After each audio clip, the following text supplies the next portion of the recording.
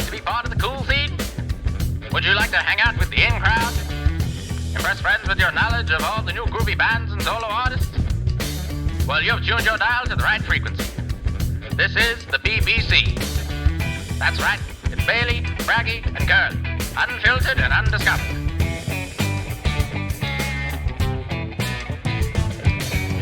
Over to you, Curly. Welcome to episode 35 of the Unfiltered and Undiscovered podcast with the BBC. And we've got an exciting show for you.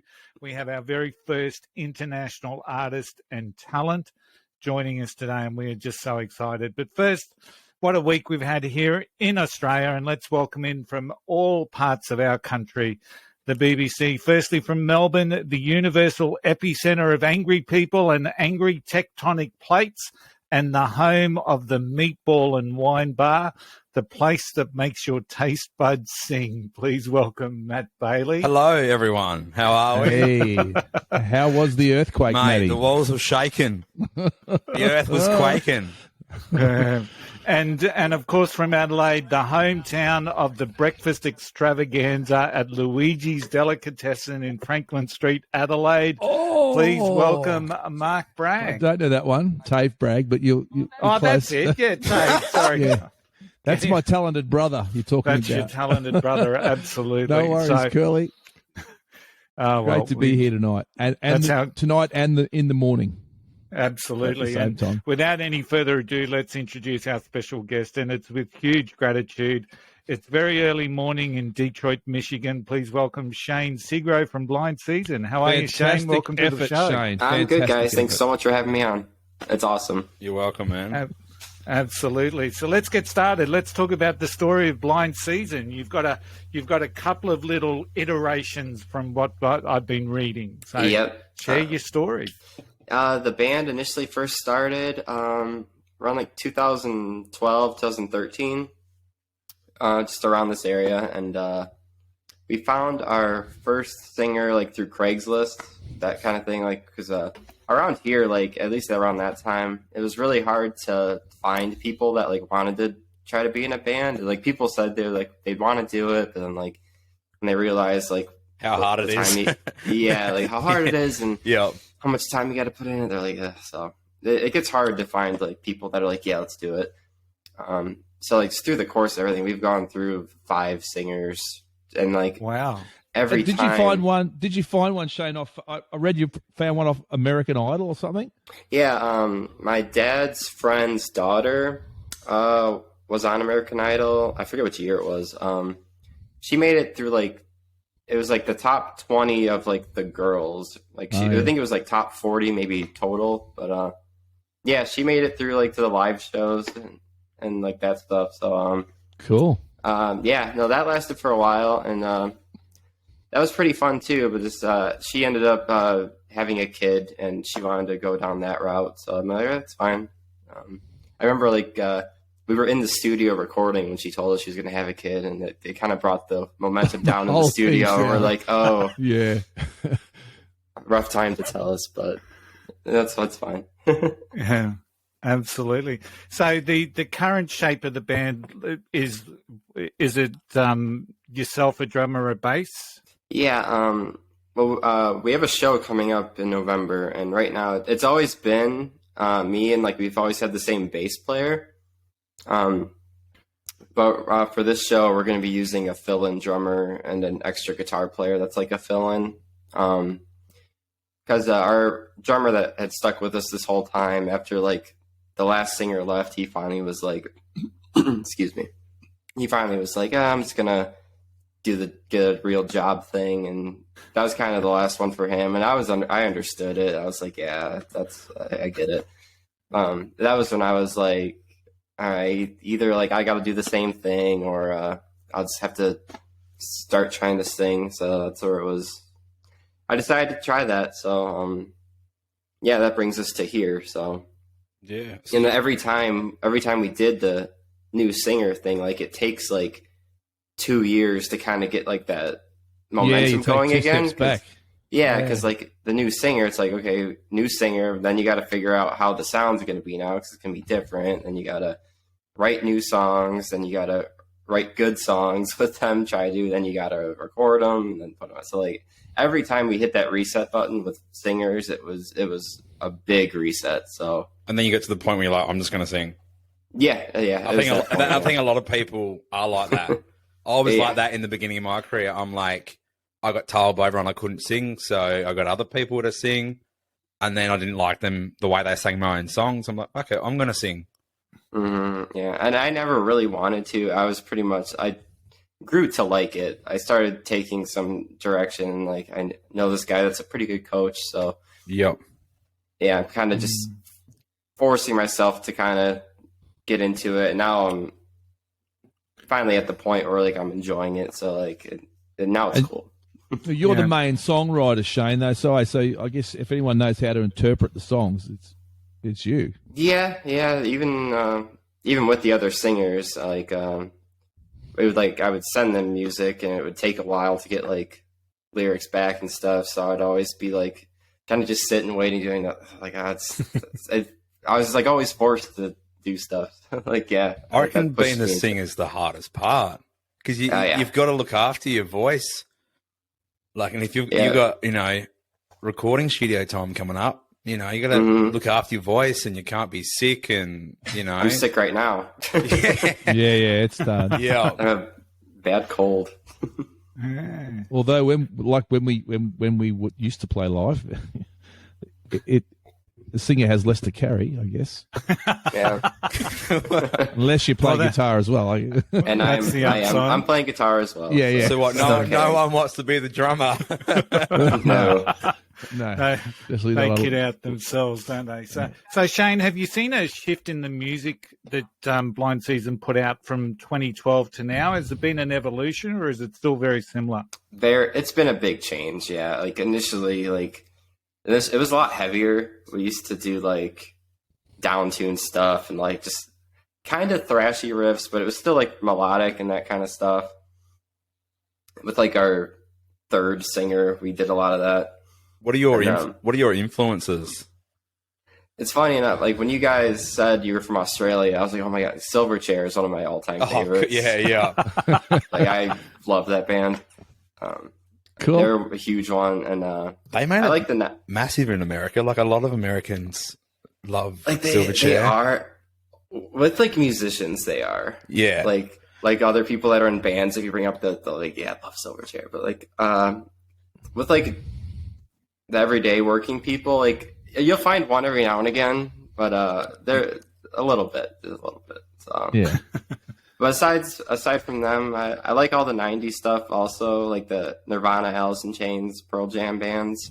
Yep. For more modern bands, it gets harder to find ones I really gravitate towards, but there's a band called Nothing But Thieves that's really cool, if you know who they are. But we will look them up. That's one of the beauties about doing this podcast. We just get exposed to so much good music that that we didn't know about. I like what Bring Me the Horizon's doing. Yeah. They're doing some cool stuff. Bad Flower, I like them as well. Okay. Yeah, every once in a while. You've got a real Spanish Pumpkin sort of a feel to a couple of your songs. Are they in that influence, or is that just happened haphazardly?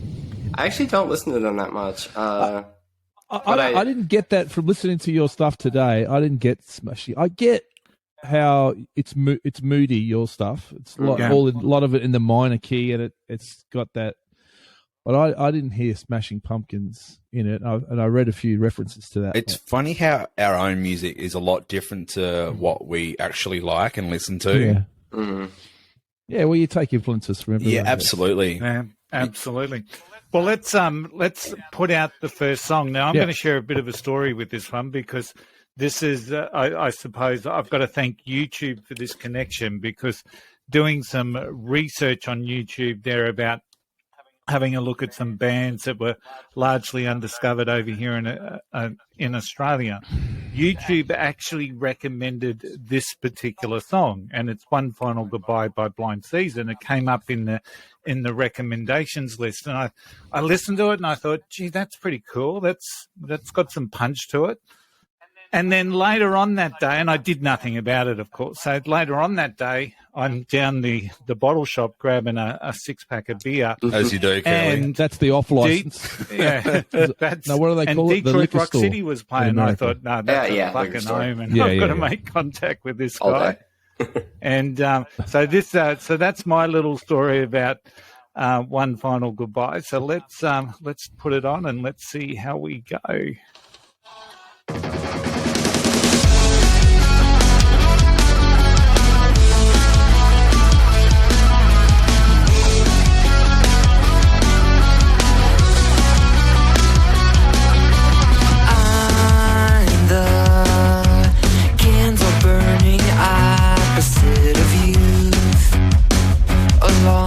Once known truth. Who says you're higher up? Blissful, I'm not. No, I won't run towards you. I pulled out the knife along my side, but not the one inside. Just don't open your mouth, spit out the nightmare I've been trapped inside for one final goodbye.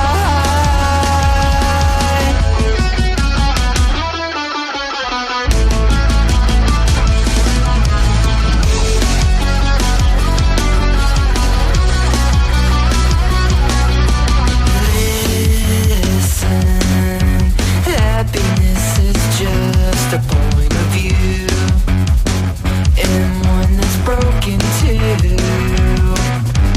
Who says you're higher up? Blissful, I'm not. No, I won't run towards you.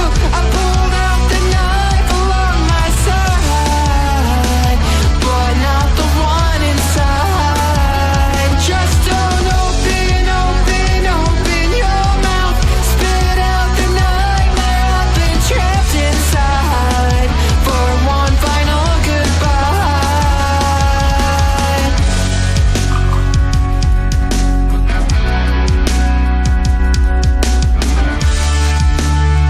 For one final goodbye.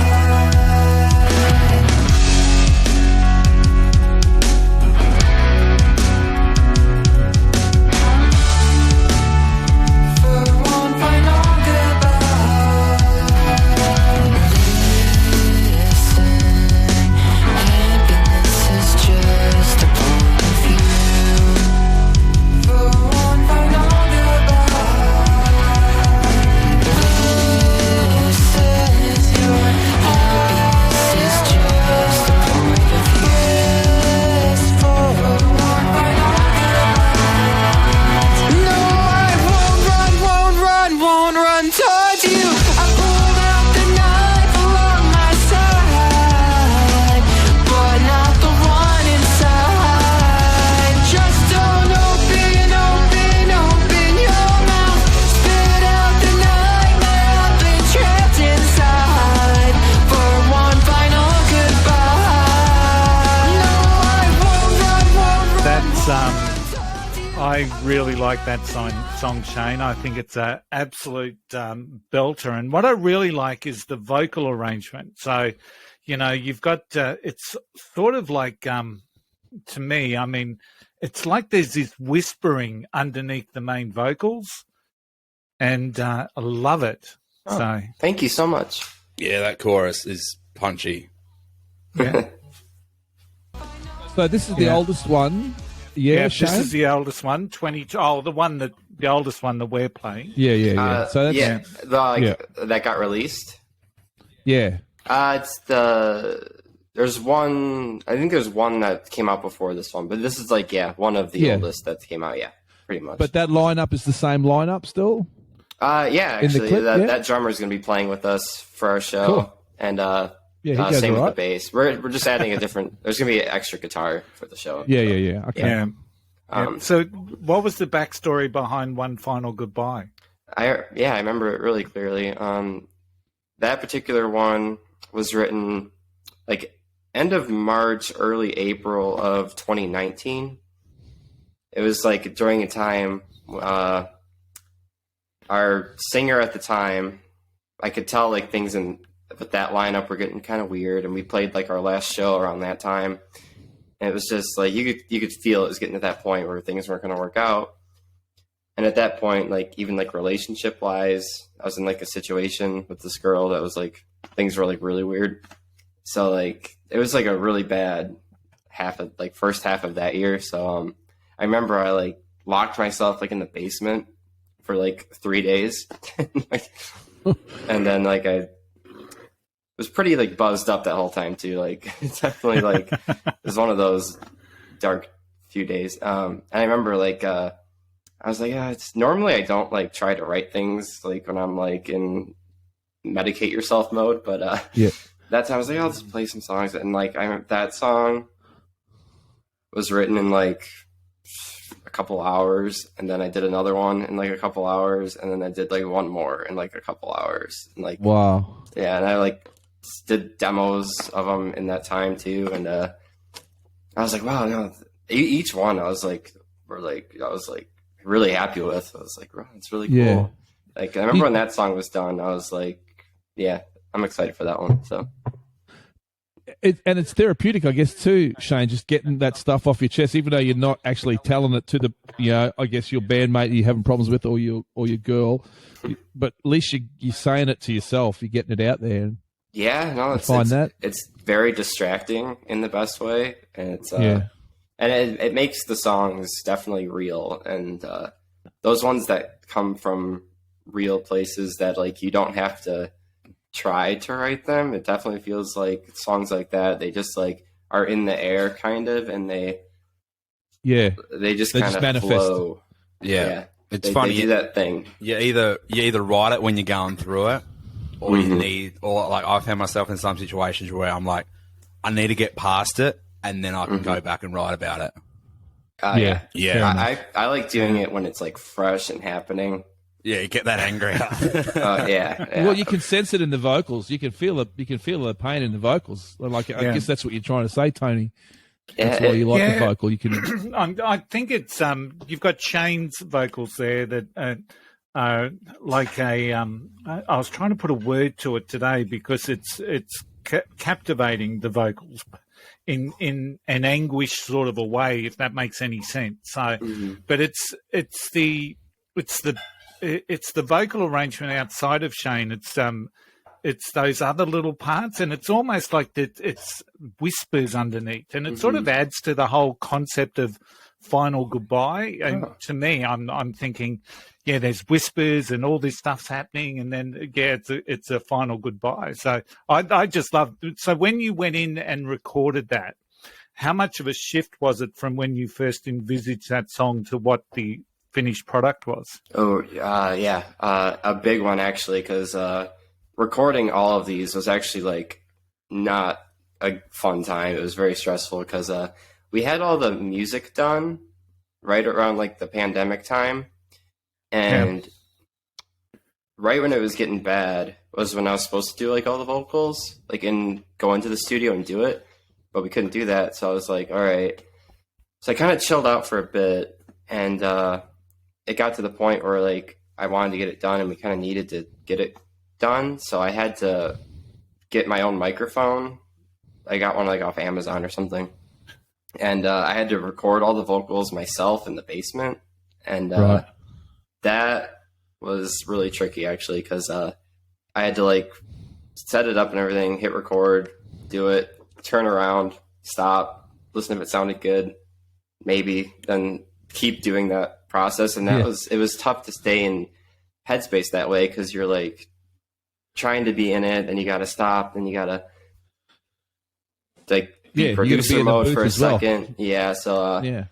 And it's tough too, because like at that point I was still pretty new at singing in general, so it was like I wish I had like someone else there to give me like guidance, like, oh yeah, that sounded good, and do it that way. So like listening back, a lot of these, I feel like if I had the chance to like really focus and like maybe do some of them again, I could have done them a little better. But no, I'm still like happy with how it turned out. And look, that was definitely a grueling process for recording vocals for all of these. Like it was, it took forever. And hit some high notes there.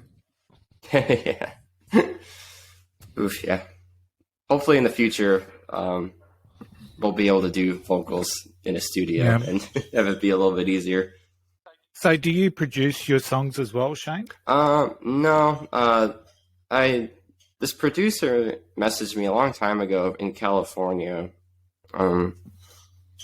He found like one of our songs online from a previous era of the band, and he's helped me with promotion too now. Like that's so all the songs like that are getting like how you guys found it was probably through him doing promotions, but pretty much I did the demo tracks of the song like at my house, and I would send him the tracks and he would put them together like in mixing and stuff and turn them into like a listenable thing. So it was pretty much, you guys could say I kind of co-produced it, but it was mostly them out in California doing the put together of it. Would he do some of the arranging as well? Like would he switch things around? Say, he would make some suggestions, like rewrite this part or maybe try moving this around, but not too much though. Most of it was kind of as is, but it's done. Yeah. Cool. With that song in particular, I remember that one was like I had it done, and I was like, let's do this one. That was one he'd never heard before. So cool. Excellent.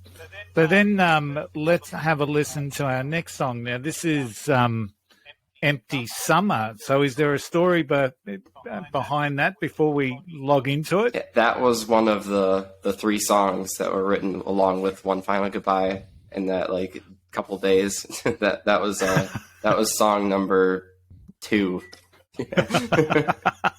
Of that time, so it's... All right, so we've got the sense of feeling in and around that. Yeah, that one definitely is a similar headspace. Okay. We love lyric videos, by the way, Shane. Oh, thank you. Yeah, I'm really happy with this one.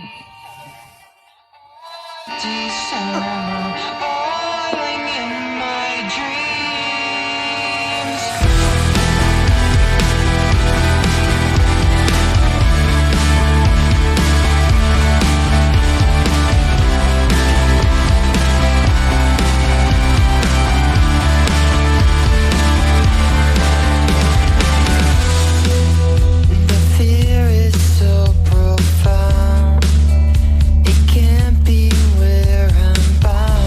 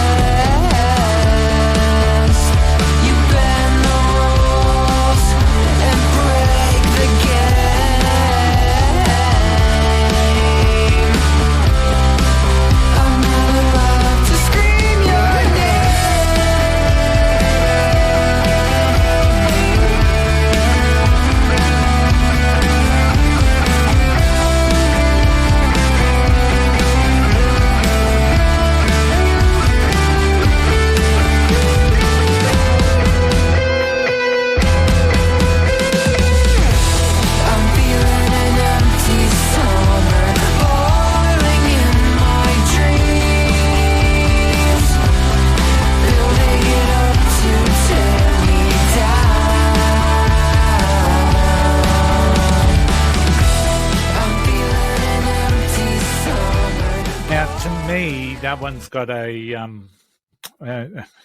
Shane, my music never left 1986, and I love it when you describe it, Curly. And my mind never left some of the little dive bars that I'd go see bands in, and I could see that song visually on stage at a little dingy dive bar called the Tube Club here in Brisbane. And I could see the spotlights on the lead singer, maybe even having a bit of a Liam Gallagher stance, you know. And your line, Dave. But those verses are just really powerful when you strip everything away. Yeah, lots of space in the verses at the start. I really like that. Thanks a lot. Yeah, hopefully we can make that happen one day if that venue is still around there. Absolutely. No, I think they demolished it. So unfortunately, there's not. And I guess it probably leads me to a little bit of a curious question. You know, Detroit's famous for so many things in music. I mean, hip hop. You've got people like the Supremes, the Temptations. Eminem's got a thing in there as well. So what's the Detroit music scene like now, Shane? It's kind of like it's all over the place. Luckily, there still is a little bit of a scene. It's pretty scattered. Like depending on which area you go, like there's like an area where there's like a big underground like punk scene that's still kind of alive. Fuck yeah, it's pretty hidden, but it is there. Yeah, like a little more north. There's more alternative bands will play, but luckily we still have some cool venues. Like St. Andrews Hall is still there, and that's a big one that like a lot of bands through the '90s had played. Luckily, that's still there. But for locally, there's still a little bit of a bug for it, so it's cool. Right before like the shutdown happened, like. I noticed it was kind of going up again, like more like people were just showing up to shows that like normally like there wouldn't be that many people, but it was kind of starting to get there again. So it's cool to kind of see. But yeah, there's such a mix. There's like you can find pop shows, you can find rock shows, hip hop. It's a big mix. Yeah. So what about that song? This similar sort of vibe. Mm-hmm. What's that one about? You were just in the basement again, getting it off your chest, yeah? It's very dark. I feel that you can feel the dark. In that dark, one. Yeah. Yeah. So it was like, I just remember thinking that was going into spring, that time of year, and I just remember thinking like feeling like the summer coming up, where like I was hoping it'd be a fun summer with lots going on, like band and things going well. And I just remember thinking like it's not going to be a good summer. So that's where kind of the inspiration for lyrics came from. But that's always one I've really liked because it's just I don't know. It just it's a bit more poppy, that one. Yeah. It's got like that. It's at that tempo where it's like does have that pop thing. I like how you said the Liam Gallagher thing because like I listen to Oasis a lot also, and like that's regular on this show. Oh, nice. You've got to have especially as a lead singer, you've got to have the Liam Gallagher. You've got to have a we better practice ours then, Dave. No. So, what does the rusted crown refer to during that song? That's fine. I really don't know specifically. Like initially, it was just in the end of that second verse.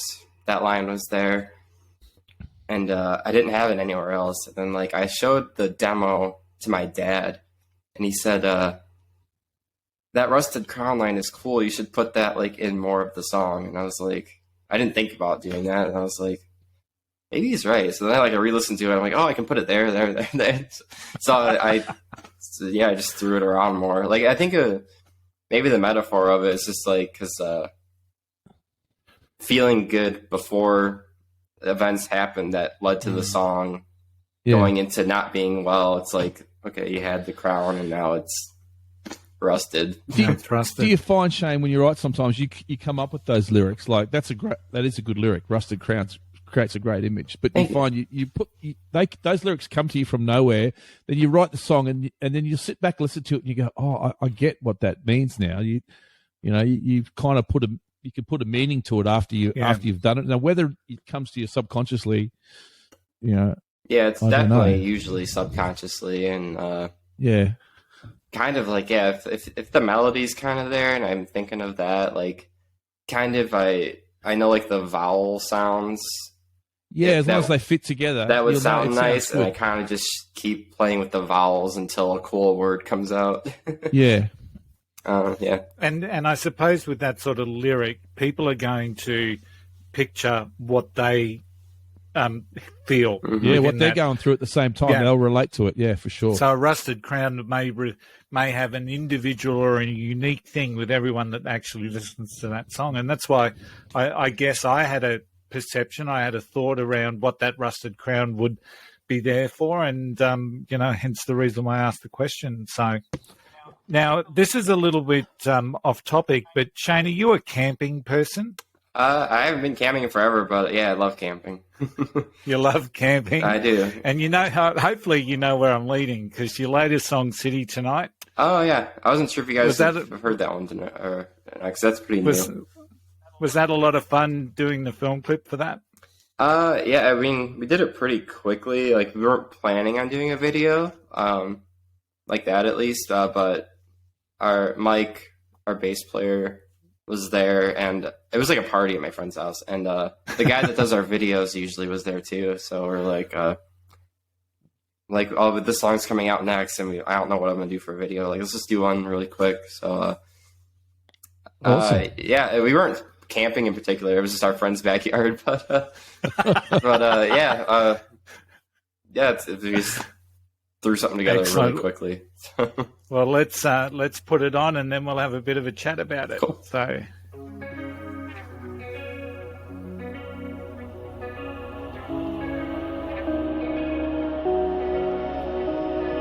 You left me all alone in the city tonight, city tonight. I never thought things would go on and this way, yeah.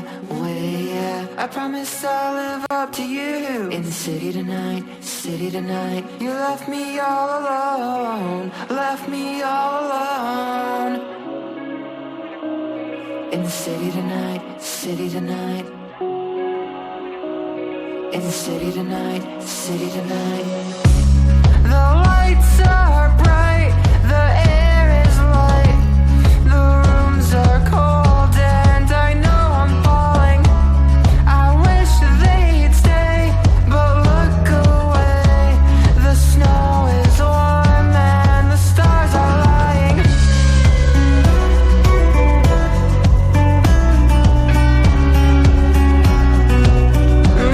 I know I'm falling.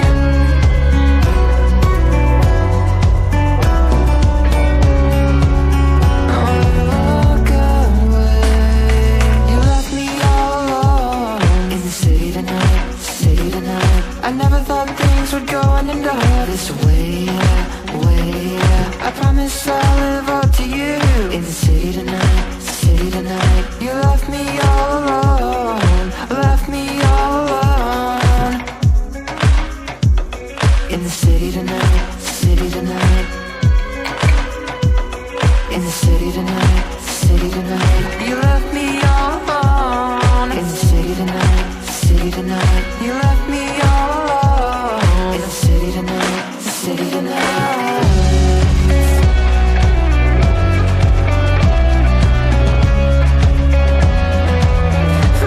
I know you're falling.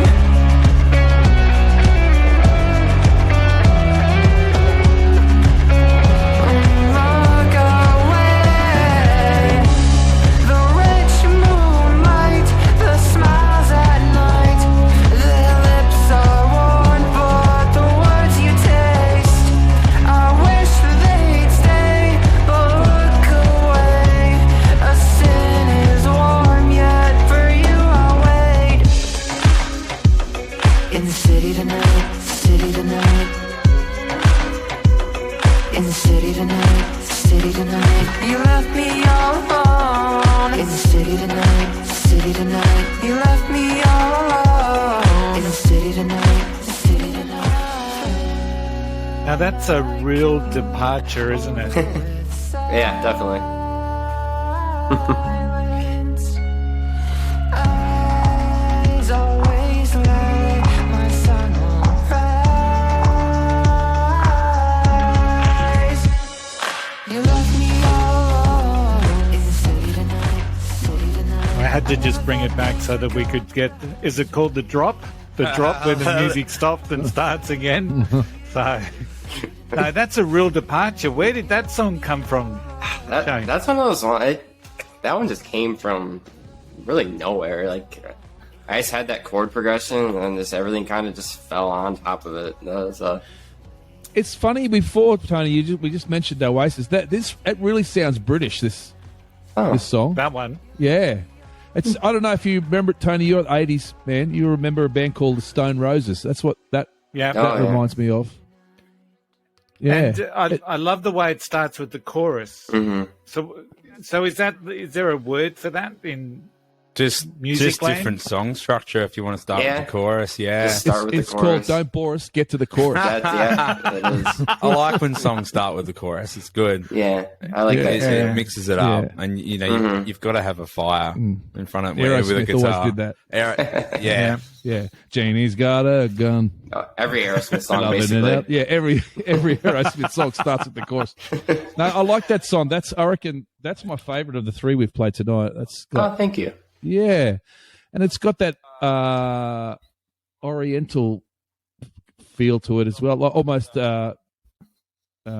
cashmere sort of feel. From Yeah, I really like how that. I don't know what the instrument is, but and that bridge where like it brings in those like sitar sounding things. Yeah. Yeah, and the drums are really laid back in this one as well. You got the clapping and just the kick drum pumping there. I love when it's just got the kick drum. Yeah, it's good. Yeah, it's a good song, that one.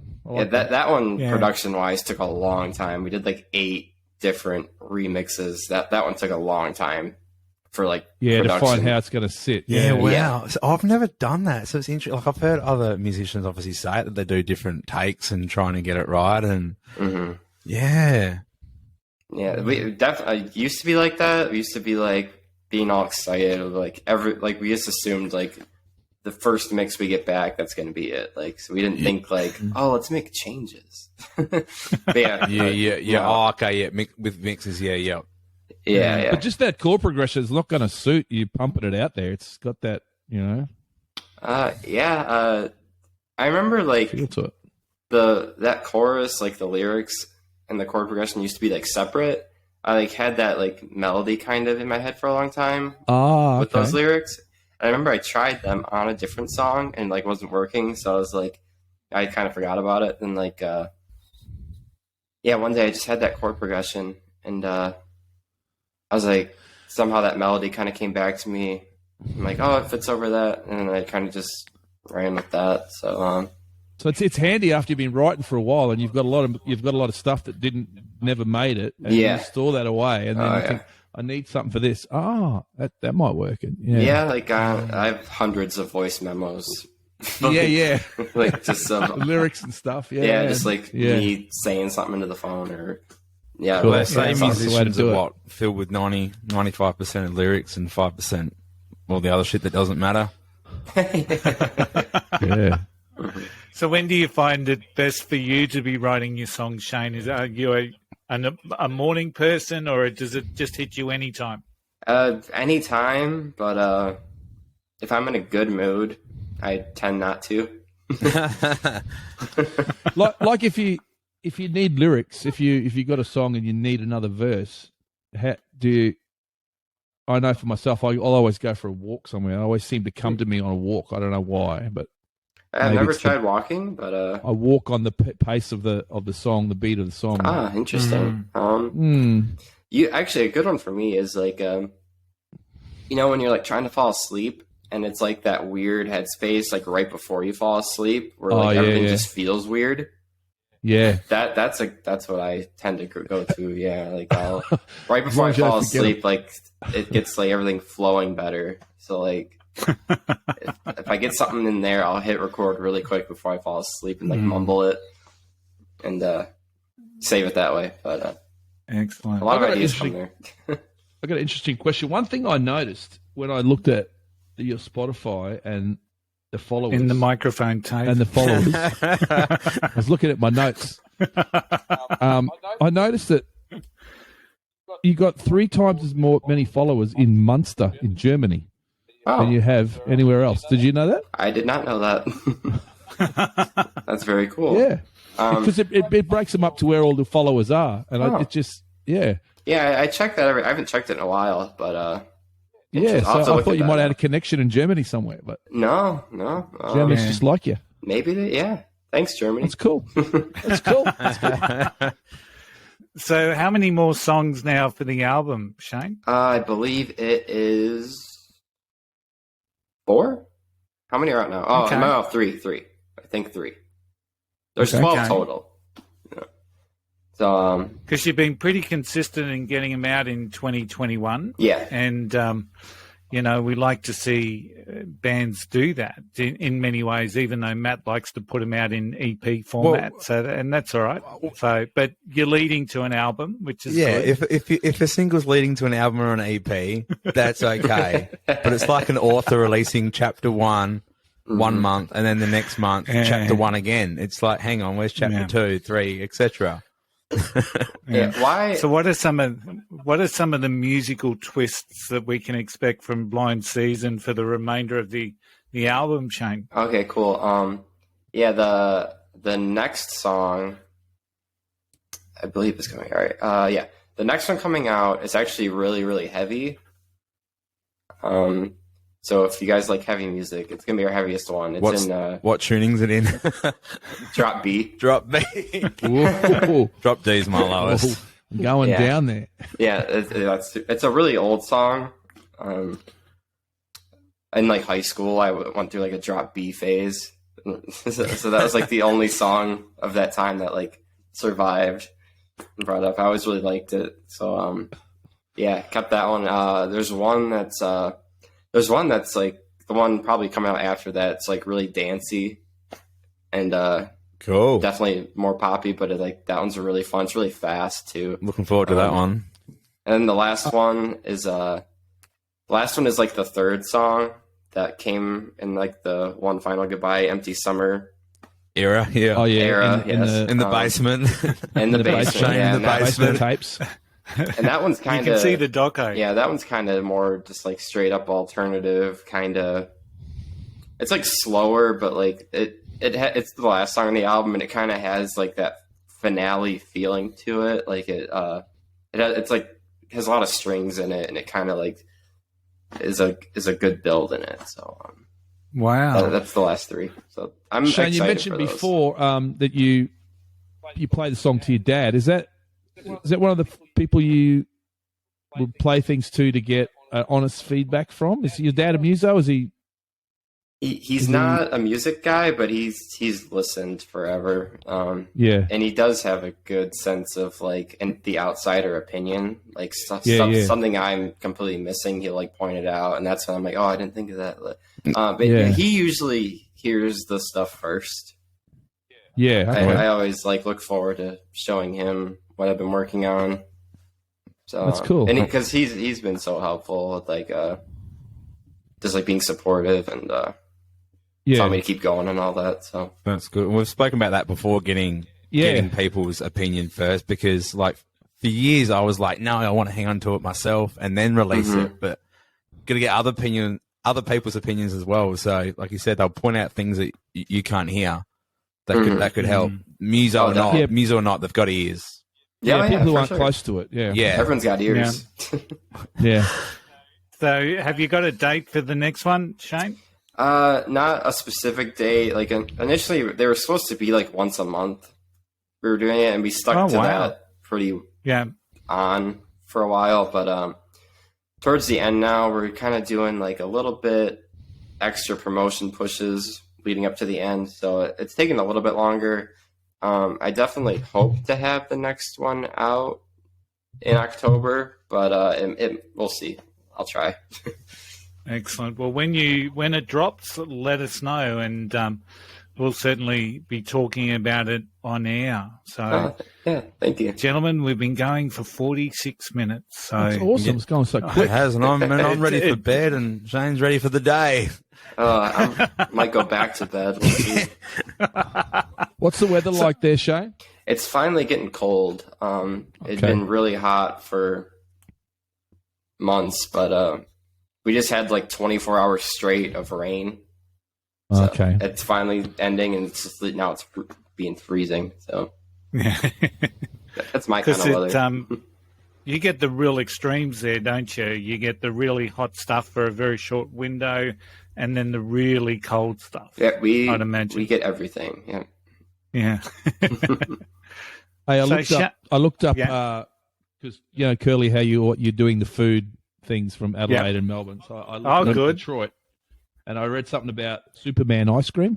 Is that a thing? Oh yeah, that's a thing here. Yeah. What's Superman ice cream? It's delicious.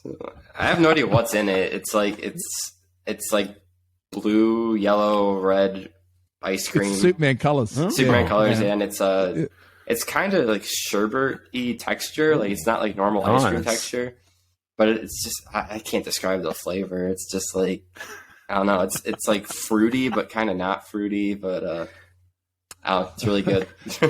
Nice. So for every guest we have on now, Tave, it's your job to find out. I will do the research on the food. Famous food from the town. I actually Shane, went on to Google Earth to see where Shane lived. where it was. Okay.